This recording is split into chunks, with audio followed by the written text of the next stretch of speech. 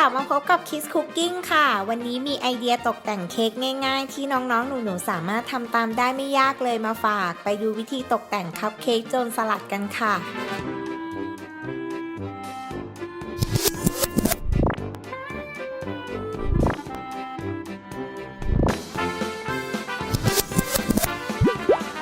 มาลงมือทำกันเลยค่ะก่อนอื่นเราจะบีบบัตเตอร์ครีมสีขาวลงบนคัพเค้กให้ทั่วแบบนี้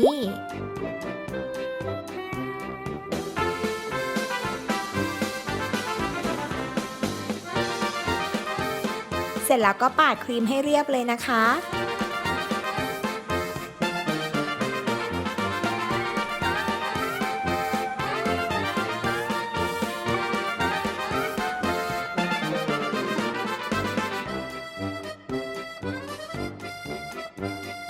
พอปาดเรียบดีแล้วนะคะก็บีบบัตเตอร์ครีมสีแดงลงตรงด้านบนของคัพเค้กค่ะ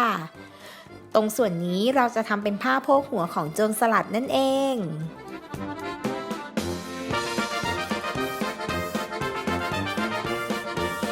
เติมหูของโจรสลัดด้วยบัตเตอร์ครีมสีขาวอีกครั้งค่ะแล้วก็เติมที่คาดตาของโจรสลัดด้วยบัตเตอร์ครีมสีน้ำตาลเริ่มเป็นรูปเป็นร่างขึ้นมาแล้วใช่ไหมล่ะ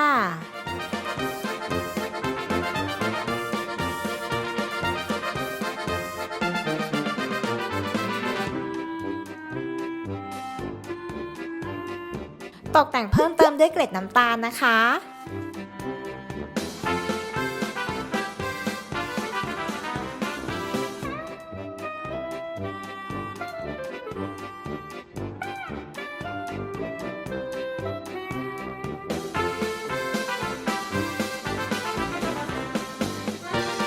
ทีนี้ก็มาตกแต่งหนวด